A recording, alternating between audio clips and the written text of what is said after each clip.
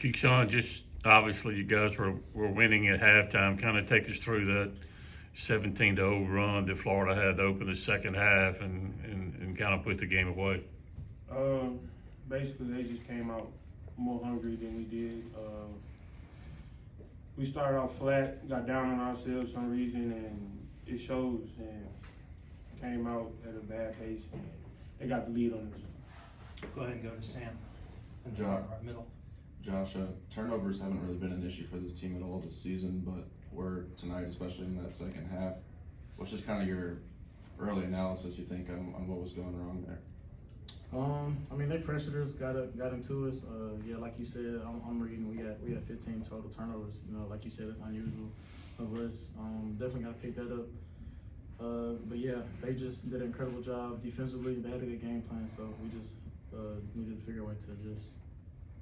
We'll stay to the players left with Benjamin, and then we'll go back to Jacob. Just following up on the start of the second half, Coach Jans calls a timeout after a couple of minutes. You know, sensing that maybe you guys were reeling a little bit. What was he saying in that moment? And you know, obviously, I know he had to call another one just a couple of minutes later. Yeah, just trying to keep us encouraged. I felt like, you know, as a unit, for the time segment, we just gave up. And you know, it's easy to play, you know, when you're down. And you know, we were up one, I think, at halftime, and we just should have came out like we were down, you know. So I just felt like we could have had a better mood about it and just played off of it. So. Go ahead, Jacob, second row. Josh, you've had, teams that are pretty tough 9-game stretch. I guess what do you guys need to do to kind of shake back and get things going on the right track again? Man, just try our best to just move on from this one. This one hurt for sure. Got another tough one Saturday, you know, in Oxford. So we just got to get back, go back to the drawing boards, back to square one, practice hard, get shots up and things like that. We can't let this loss take on with us Saturday. So. Time for a few more if you have them. Okay, we'll go here to Sam, and then we'll go to Danny P. KeShawn, you guys have had a handful of opportunities this season against top 10 teams, but haven't been able to come away with a win. What do you think is just kind of missing in these type of games against these top teams?